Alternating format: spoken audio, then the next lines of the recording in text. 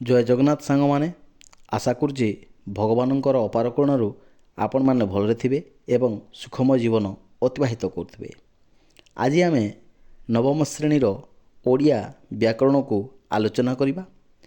ଆଜିର ଆଲୋଚ୍ୟ ବିଷୟବସ୍ତୁ ହେଉଛି ଶବ୍ଦ ଗଠନ।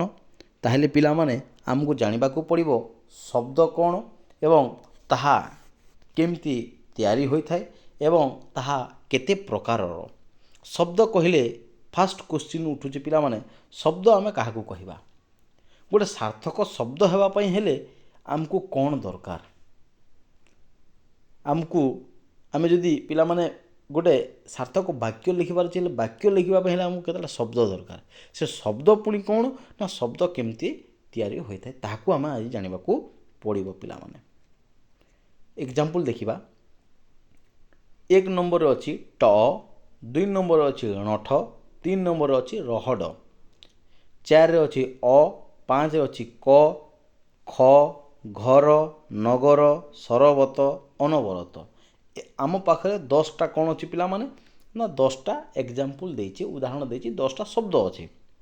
ଯେଉଁ ପ୍ରଥମ ଧାଡ଼ିରେ ଦେଇଛି 3ଟି ଶବ୍ଦ, ଗୋଟେ ହେଲା ଟ, ଣଠ, ରହଡ଼। ଏ ଯେଉଁ ଟ ଣଠରେ ଦୁଇଟି ବର୍ଣ୍ଣର ମିଳନ ଘଟିଛି, ଅର୍ଥାତ୍ ଏଠି ଆମେ ଦେଖିପାରିବା ଟ ଗୋଟେ ବର୍ଣ୍ଣ, ଅ ଗୋଟେ ବର୍ଣ୍ଣ, ଅର୍ଥାତ୍ କେତେଟା ବର୍ଣ୍ଣ ହେଲା ନା 2ଟା ବର୍ଣ୍ଣ ହେଲା। 2ଟା ବର୍ଣ୍ଣରେ ଗୋଟେ ଶବ୍ଦ ସୃଷ୍ଟି ହେଇଛି, ଠିକ୍ ଅଛି ପିଲାମାନେ। କିନ୍ତୁ ତୃତୀୟ ଶବ୍ଦରେ କ'ଣ ହେଇଛି ନା 3ଟି ବର୍ଣ୍ଣର ମିଳନ ଘଟିଛି, ର, ହ ଏବଂ ଡ। 1, 2, 3 3ଟି ବର୍ଣ୍ଣର ମିଳନରେ ଶବ୍ଦଟା ସୃଷ୍ଟି ହେଇଛି।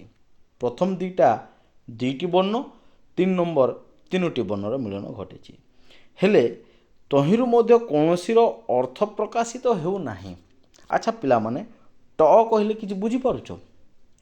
ଟର ଅର୍ଥ କ'ଣ? ଣଠ କହିଲେ କିଛି ବୁଝିପାରୁଛ? ରହଡ଼ କହିଲେ କିଛି ବୁଝିପାରୁଛ? ନାଇଁ, ଆମେ ଏହାର କୌଣସି ପ୍ରକାର ଅର୍ଥ ବାହାର କରିପାରୁ ନାହୁଁ, ବା ଓଡ଼ିଆ ଶବ୍ଦକୋଷରେ ଆମେ ଏହାକୁ ଦେଖିବାକୁ ମଧ୍ୟ ପାଇବା ନାହିଁ କିମ୍ବା ଏହାର କୌଣସି ପ୍ରକାର ଅର୍ଥ ବାହାର କରିପାରିବା ନାହିଁ। କିନ୍ତୁ ଦ୍ୱିତୀୟ ଧାଡ଼ିରେ ଯେଉଁ ଅ ଅଛି, ଓନ୍ଲି ଗୋଟିଏ ବର୍ଣ୍ଣ ଅଛି, ଅର ଅର୍ଥ ହେଲା ବିଷ୍ଣୁ। କର ଅର୍ଥ ହେଲା କ'ଣ ନା ମସ୍ତକ, ଜଳ। କ କହିଲେ ମସ୍ତକକୁ ବା ଏଇ ଯେଉଁ ଆମର ମସ୍ତିଷ୍କକୁ ବୁଝାଇଥାଏ, ଜଳକୁ ବୁଝାଇଥାଏ।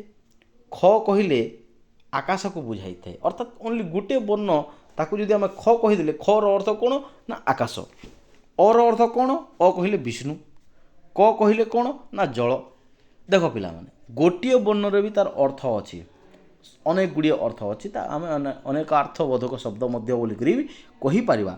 କିନ୍ତୁ ପ୍ରଥମ, ଦ୍ୱିତୀୟ ଏବଂ ତୃତୀୟ ଯେଉଁ ଅଛି ଏକ୍ଜାମ୍ପଲ୍, ସେଥିରେ 2ଟା ବର୍ଣ୍ଣ 3ଟି ବର୍ଣ୍ଣ ଥିଲେ ମଧ୍ୟ କୌଣସି ପ୍ରକାର ତାର ଅର୍ଥ ବାହାରୁ ନାହିଁ।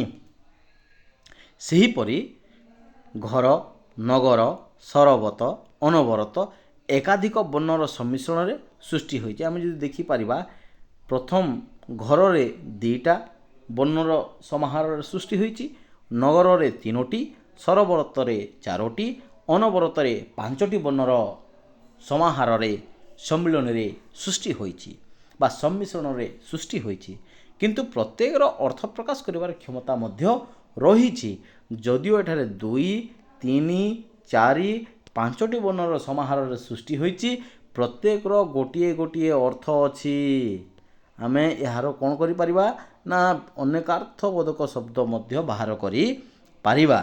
ବର୍ତ୍ତମାନ ଆମେ ଦେଖିଲେ ଯେ ଏକ ବର୍ଣ୍ଣ ବା ଏକାଧିକ ବର୍ଣ୍ଣର ମିଳନରେ କିଛି ନା କିଛି ଅର୍ଥ ପ୍ରକାଶିତ ହେଉଅଛି, ଅର୍ଥାତ୍ ପିଲାମାନେ ଅ କହିଲେ ବିଷ୍ଣୁକୁ ବୁଝାଉଛି ଏବଂ ଅନବରତ କହିଲେ ମଧ୍ୟ ଗୋଟେ ଅର୍ଥକୁ ବୁଝାଉଛି।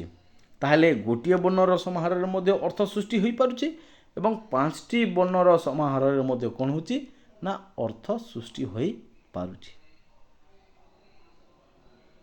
ଏବଂ ଅର୍ଥ ପ୍ରକାଶ କରିବାର ଏମାନଙ୍କର ପାଖରେ କ୍ଷମତା ମଧ୍ୟ ଅଛି, ଅର୍ଥାତ୍ ଏମାନେ ଅର୍ଥ ମଧ୍ୟ ପ୍ରକାଶ କରିପାରୁଛନ୍ତି, ଗୋଟିଏ ବର୍ଣ୍ଣ ହେଉ କିମ୍ବା 5ଟି ବର୍ଣ୍ଣ ହେଉ। ତେଣୁ ଏକ ବର୍ଣ୍ଣ ବା ଏକାଧିକ ବର୍ଣ୍ଣ ମିଳିତ ହୋଇ କୌଣସି ଯଦି ଅର୍ଥ ପ୍ରକାଶ କରୁଥିଲେ ତାକୁ ହିଁ ଆମେ ଶବ୍ଦ କହିପାରିବା। ଯଦି ଅର୍ଥ ପ୍ରକାଶ କରୁନାହିଁ, ଅର୍ଥକୁ ପ୍ରକାଶ କରିପାରିଲା ନାହିଁ ତାହେଲେ ଆମେ ତାକୁ ଶବ୍ଦ କହିପାରିବା ନାହିଁ। ହେଲେ ଶବ୍ଦ ହେବା ପାଇଁ ହେଲେ କ'ଣ ଦରକାର? ନିଶ୍ଚିତ ଭାବରେ ଗୋଟେ ଅର୍ଥକୁ ପ୍ରକାଶ କରୁଥିବା କଥା, ଗୋଟେ ନିଶ୍ଚିତ ଭାବରେ କ'ଣ ହେବା କଥା ନା ସଠିକ୍ ଅର୍ଥ ବୁଝାଉଥିବା କଥା। ଏଠାରେ ଦେଖିଲେ ପିଲାମାନେ ଯେ କ'ଣ ହେଇଛି ନା ବର୍ତ୍ତମାନ ପ୍ରମାଣିତ ହେଲା ପ୍ରଥମ ଧାଡ଼ିର ବର୍ଣ୍ଣ ବା ବର୍ଣ୍ଣ ସମୂହ 1ରୁ 3 ପର୍ଯ୍ୟନ୍ତ ଅର୍ଥ ପ୍ରକାଶ କରି ନ ପାରୁଥିବାରୁ ସେଗୁଡ଼ିକ ଶବ୍ଦ ପଦବାଚ୍ୟ ନୁହେଁ। ଏଇ ଯେଉଁ 1, 2, 3 ଶବ୍ଦ ପଦବାଚ୍ୟ ନୁହେଁ, କିନ୍ତୁ 4, 5, 6, 7, 8, 9, 10 ହେଉଛି ଗୋଟେ ଶବ୍ଦ ବା ଶବ୍ଦ ପୁଞ୍ଜ ବୋଲିକରି ମଧ୍ୟ ଆମେ କହିପାରିବା ଏବଂ ଏହା ହେଉଛି ଗୋଟେ ଶବ୍ଦ ପଦବାଚ୍ୟ। ଆଚ୍ଛା, ଶବ୍ଦର ପ୍ରକାର ଭେଦ ଆମେ ଜାଣିପାରିଲେ ଭାବ ବିନିମୟର ସର୍ବଶ୍ରେଷ୍ଠ ମାଧ୍ୟମ ହେଉଛି କ'ଣ ନା ଶବ୍ଦ। ଯଦି ଆମେ ଶବ୍ଦକୁ ବ୍ୟବହାର କରିବା ତାହେଲେ ଆମର ନିଶ୍ଚିତ ଭାବରେ ଭାବଟା ବିନିମୟ ହୋଇପାରିବ। ଆମେ କ'ଣ କହୁଛୁ ମନର ଭାବକୁ ଆମେ ଉପସ୍ଥାପନ କରିପାରିବା ଏବଂ ସାମ୍ନାରେ ଥିବା ଲୋକ ମଧ୍ୟ ସେ ଜାଣିପାରିବ ଯେ ଆମେ କ'ଣ ତାକୁ ଉପସ୍ଥାପନା କରିବା ପାଇଁ ଚାହୁଁଛୁ। ପୁଣି ଶବ୍ଦପୁଞ୍ଜ ହେଉଛନ୍ତି ଏ ଭାଷାର ଗୋଟେ ଅଙ୍ଗ ପ୍ରତ୍ୟଙ୍ଗ ସଦୃଶ। ଯେ ଶବ୍ଦପୁଞ୍ଜ ନହେଲେ ଆମର ମନର ଭାବକୁ ଆମେ କ'ଣ କରିପାରିବା ନାହିଁ? ଉପସ୍ଥାପନା କରିପାରିବା ନାହିଁ। ଯଦିଓ ଉପସ୍ଥାପନା କରିବା ତାହେଲେ ସଠିକ୍ ମାଧ୍ୟମରେ ଆମେ ଉପସ୍ଥାପନା କରିପାରିବା ନାହିଁ, ସାମ୍ନାବାଲା ବୁଝିପାରିବ ନାହିଁ। ଏଣୁ ସେ ନିଜର କଳେବର ବୃଦ୍ଧି କରିବାରେ ମଧ୍ୟ କ୍ଷମ ହୋଇପାରିବ ନାହିଁ। ତେଣୁ ବୃଦ୍ଧି କରିବା ପାଇଁ ହେଲେ କ'ଣ ନା ଭାଷା ନିଶ୍ଚିତ ଭାବରେ ଦରକାର, ତାହା ଅଙ୍ଗ ପ୍ରତ୍ୟଙ୍ଗ ସଦୃଶ। ଗୋଟିଏ ଭାଷାର ଶବ୍ଦ ଭଣ୍ଡାରକୁ ଲକ୍ଷ୍ୟ କଲେ ଜଣାଯାଏ ସେଥିରୁ ଅନେକ ବହୁ କାଳ ଧରି ଅପରିବର୍ତ୍ତିତ ଥିବାବେଳେ କେତେକ ଶବ୍ଦର କାଳକ୍ରମେ ପରିବର୍ତ୍ତନ ଘଟି ନୂଆ ରୂପ ମଧ୍ୟ ହୋଇପାରିଛି। ଅର୍ଥାତ୍ ପୃଥିବୀଟା ପିଲାମାନେ ଜାଣିଛୁ ଆମେ ପରିବର୍ତ୍ତନଶୀଳ। ଗୋଟିଏ ଜିନିଷ ସବୁବେଳେ ସମାନ ଆକାରରେ ଯିବ ନାହିଁ ପିଲାମାନେ। ଗୋଟିଏ ଭାଷା ଅନବରତ ଭାବରେ ଯିବ ନାହିଁ, ତାହା କାଳକ୍ରମେ କ'ଣ ହେବ ନା ପରିବର୍ତ୍ତନ ହେବ। ପରିବର୍ତ୍ତନ ହେଉଛି ପ୍ରକୃତିର ଗୋଟେ ନିୟମ। ପରିବର୍ତ୍ତନ ନହେଲେ ତାହା କୌଣସି ପ୍ରକାର କାମରେ ଆସିବ ନାହିଁ। କେତେକ ଶବ୍ଦ ଲୋକମୁଖରୁ ନୂତନ ଭାବେ ସୃଷ୍ଟି ହୋଇଥିବା ବେଳେ କେତେକ ଅନ୍ୟ ଭାଷାରୁ ଆସି ଏ ଭାଷା ସହିତ ମିଶି ଯାଇଛି। ବର୍ତ୍ତମାନ ପିଲାମାନେ ଆମର ଏମିତି ଗୋଟେ ଅଭ୍ୟାସ ହୋଇଯାଇଛି, ଯେମିତି ଆମେ କ'ଣ କରୁଛୁ ନା ଗୋଟେ ମେଡ଼ିସିନର ସଦୃଶ ତାକୁ ବ୍ୟବହାର କରୁଛୁ। ଆମେ ସକାଳୁ ସେଜରୁ ଉଠିଲା ମାତ୍ରେ କି ଇଂଲିଶକୁ ଆମେ କ'ଣ କରୁଛୁ ନା ବ୍ରସ୍ କରୁଛୁ। ବ୍ରସ୍ ଗୋଟେ କ'ଣ ପିଲାମାନେ? ବ୍ରସ୍ ହେଉଛି ଗୋଟେ ଇଂଲିଶ ଶବ୍ଦ। ଏବଂ ଶୋଇବା ପରେ ଆମେ କ'ଣ କହୁଛୁ ନା ଗୁଡ଼୍ ନାଇଟ୍। ସେ ଗୁଡ଼୍ ନାଇଟ୍ ବି ହେଉଛି ଗୋଟେ କ'ଣ ନା ଇଂରାଜୀ ଶବ୍ଦ। ଅର୍ଥାତ୍ ଆମର ଓଡ଼ିଆ ଭାଷାରେ କ'ଣ ହୋଇଯାଉଛି, ଆମେ ଅନ୍ୟ ଭାଷାକୁ ମଧ୍ୟ ତାକୁ ସ୍ଥାନ ଦେଇ ଦେଉଛୁ। ଏହି ଧାରାରେ ପ୍ରଚଳନ ହେତୁ ଗୋଟିଏ ଭାଷା ମଧ୍ୟରେ ବିବିଧତା ଲକ୍ଷ୍ୟ କରାଯାଇଥାଏ। ଆମ ଓଡ଼ିଆ ଭାଷା ମଧ୍ୟ ଏହି ଧାରାରୁ ବାଦ୍ ଯାଇ ନାହିଁ।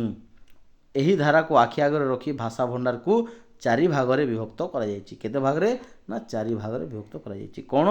ତତ୍ସମ, ତଦ୍ଭବ, ଦେଶଜ, ବୈଦେଶିକ। କେତୋଟି ଆମର ଶବ୍ଦ ଭଣ୍ଡାର ଅଛି ପିଲାମାନେ? 4ଟି। ତତ୍ସମ, ତଦ୍ଭବ, ଦେଶଜ, ବୈଦେଶିକ। ତାହେଲେ ତତ୍ସମ କ'ଣ ଦେଖିବା? ତତ୍ସମ କ'ଣ ନା ତତ୍ ଓ ସମ ଏ 2ଟି ଶବ୍ଦର ମିଶ୍ରଣରେ ତତ୍ସମ ଶବ୍ଦ ଗଠିତ ହୋଇଛି। ଏହାର ଅର୍ଥ ହେଉଛି ତାହା ସହିତ ସମାନ, ଅର୍ଥାତ୍ ସଂସ୍କୃତ ଭାଷା ସହିତ ସମାନ। ତତ୍ସମ କହିଲେ ସଂସ୍କୃତ ଭାଷା ସହିତ ସମାନ, ଅର୍ଥାତ୍ ତତ୍ସମଟା ହିଁ ସଂସ୍କୃତ ଭଳିଆ ଆମକୁ ଲାଗିବ। ସଂସ୍କୃତ ଭାଷାର କେତେକ ଶବ୍ଦ ଅପରିବର୍ତ୍ତିତ ହୋଇ ଅବିକଳ ରୂପେ ଯଦି ଆମେ ଓଡ଼ିଆରେ ବ୍ୟବହାର କରିବା ତାକୁ କହିପାରିବା ତତ୍ସମ। ତତ୍ସମ କ'ଣ ନା ସଂସ୍କୃତ ଶବ୍ଦ କିନ୍ତୁ ଓଡ଼ିଆରେ ବ୍ୟବହୃତ ହେବ, ତାକୁ କୁହାଯିବ ତତ୍ସମ। ତତ୍ ଯୁକ୍ତ ସମ, ତତ୍ସମ, ଏହାର ଅର୍ଥ ହେଲା ତାହା ସହିତ ସମାନ, ଅର୍ଥାତ୍ ସଂସ୍କୃତ ସହିତ ସମାନ। କାରଣ ଆର୍ଯ୍ୟମାନେ ଦୀର୍ଘକାଳ ଧରି ଭାରତବର୍ଷରେ ବସତି ସ୍ଥାପନ କରିଆସିଛନ୍ତି, ସେହିମାନଙ୍କର ଭାଷା ହେଉଛି ସଂସ୍କୃତ। ତେଣୁ ଏହି ସଂସ୍କୃତ ଭାଷାର ପ୍ରଭାବ ଏ ଦେଶରେ ବିଭିନ୍ନ ଭାଷା ଉପରେ ରହିଅଛି, ଯାହାକି ଓଡ଼ିଆ ମଧ୍ୟ ବାଦ ପଡ଼ି ନାହିଁ। ଯେମିତି ନଦୀ, ଆକାଶ, ଅଙ୍କ, ଆଚାର୍ଯ୍ୟ, ସଂସାର, ପର୍ବତ ଇତ୍ୟାଦି ହେଉଛି ଗୋଟେ ସଂସ୍କୃତ ଶବ୍ଦ। ଅର୍ଥାତ୍ ଆମେ ସଂସ୍କୃତକୁ ମଧ୍ୟ ଓଡ଼ିଆରେ ବ୍ୟବହାର କରୁଅଛୁ। ତଦ୍ଭବ, ଏହାର ଅର୍ଥ ହେଉଛି ତହିଁରୁ ଭବ ବା ଜାତ। ଅର୍ଥାତ୍ ଓଡ଼ିଆ ଭାଷାର କେତେକ ଶବ୍ଦ ସଂସ୍କୃତ ଶବ୍ଦରୁ ହିଁ ଜାତ ହୋଇଛି। ତତ୍ସମ କହିଲେ ସଂସ୍କୃତ ସହିତ ସମାନ, କିନ୍ତୁ ତଦ୍ଭବ କହିଲେ କ'ଣ ସଂସ୍କୃତରୁ ଜାତ, ତାକୁ ଆମେ କହିପାରିବା ତଦ୍ଭବ। ନଦୀ ଅର୍ଥାତ୍ ନଈ, କୂପ ଅର୍ଥାତ୍ କୂଅ, ହସ୍ତୀ ଅର୍ଥାତ୍ ହାତୀ, ଘୃତ କହିଲେ ଘିଅ, ଗାଭୀ କହିଲେ ଗାଈ, ଗର୍ଦ୍ଧବ କହିଲେ ଗଧ, ଘଟକ କହିଲେ ଘୋଡ଼ା, ଭୂମି କହିଲେ ଭୂଇଁ। ଏଟା ସଂସ୍କୃତ ଶବ୍ଦ ମାନେ ପରିବର୍ତ୍ତିତ ହୋଇ ବା ତହିଁରୁ ଜାତ ହୋଇ ତଦ୍ଭବ ହୋଇଅଛି। ଦେଶଜ।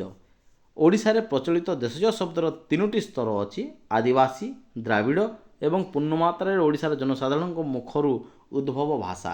ଆଦିବାସୀମାନେ ବ୍ୟବହାର କରୁଥିବା ଭାଷା, ଦ୍ରାବିଡ଼ ଭାଷା ତଥା ଲୋକମାନଙ୍କର ମୁଖରୁ ବାହାରିଥିବା ଭାଷା। ଦ୍ରାବିଡ଼ ଭାଷା ଯେମିତି ଅଡ଼ା, ଆରିସା, ଏଣ୍ଡୁରି, ଅଗାଡ଼ି ଇତ୍ୟାଦି ପିଲାମାନେ।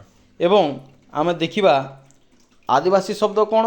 ଅଟେଇ, ଅରମା, ଆଣ୍ଟୁ ଇତ୍ୟାଦି। ଓଡ଼ିଶାର ଜନସାଧାରଣଙ୍କ ମୁଖରୁ ବାହାରିଥିବା ଶବ୍ଦ ଗୁଡ଼ିକ କ'ଣ? ନା ଢିଙ୍କି, ଛାଞ୍ଚୁଣି, ଅଖାଡ଼ୁଆ, ଜନ୍ତାଳ, ଠେକରା, ଝୁମ୍କା, ହାକୁଟି ଇତ୍ୟାଦି ହେଉଛି କ'ଣ? ନା ଲୋକମାନଙ୍କ ମୁଖରୁ ବାହାରିଥିବା ଶବ୍ଦ ଗୁଡ଼ିକ। ଏ ହେଉଛି କ'ଣ? ଦେଶଜ ଶବ୍ଦ। ଦେଶଜ ଶବ୍ଦ ତିନୋଟି ସ୍ତର ଅଛି।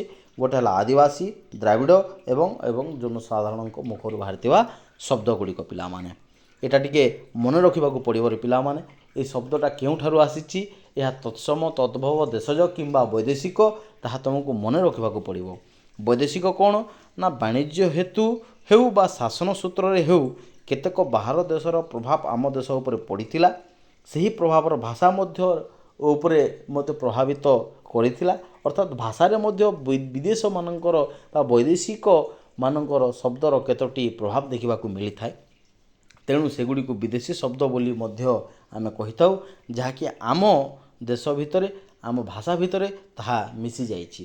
ଯେମିତି ପର୍ତ୍ତୁଗୀଜ ମାନଙ୍କର ଗିର୍ଜା, ପାଦ୍ରୀ, ଜାବାନିକ, ଅକଲ, ଅଦାଲତ, ଆଇନା, ଇସ୍ତାପା, ଓକିଲ, ନଗଦ, ତହସିଲଦାର, ମୁଦାଲା, ମୁନିଫ ଇତ୍ୟାଦି।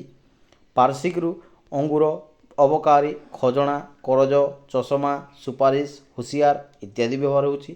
ତୁର୍କୀର କଇଞ୍ଚି, କୁଲି, ଗାଲିଚା, ବନ୍ଧୁକ, ବାରୁଦ, ତୋପ, ଚପାତି ଇତ୍ୟାଦି ବ୍ୟବହାର ହେଉଛି। ଇଂରାଜୀରେ ଟିକଟ, ବେଞ୍ଚ, ଟେବୁଲ, ଜଜ୍, ପେନ୍, ଇଞ୍ଜିନ୍, କଲେଜ ଇତ୍ୟାଦି। ପିଲାମାନେ ଆମେ ଦେଖୁଛୁ ବର୍ତ୍ତମାନର ସମୟରେ ଆମେ ଇଂରାଜୀ ଭାଷା ସହିତ ଅନ୍ୟାନ୍ୟ ଭାଷାକୁ ମଧ୍ୟ ଆମେ କ'ଣ କରୁଛୁ ନା ବ୍ୟବହାର କରୁଛୁ। ମୁଖ୍ୟତଃ ଆମେ ଯଦି କହିବା ପିଲାମାନେ, ଦେଶଜ ସହିତ ଆମେ ବୈଦେଶିକ ଶବ୍ଦକୁ ମଧ୍ୟ କ'ଣ କରୁଛୁ ନା ଆମର ନୀତିଦିନିଆ କାର୍ଯ୍ୟରେ ବ୍ୟବହାର କରୁଛୁ। ତେଣୁ ପିଲାମାନେ ଆଜି ପାଇଁ ଏତିକି। ଧନ୍ୟବାଦ। ପୁଣି ଦେଖା ହେବ ଅନ୍ୟ ଏକ ଭିଡ଼ିଓରେ।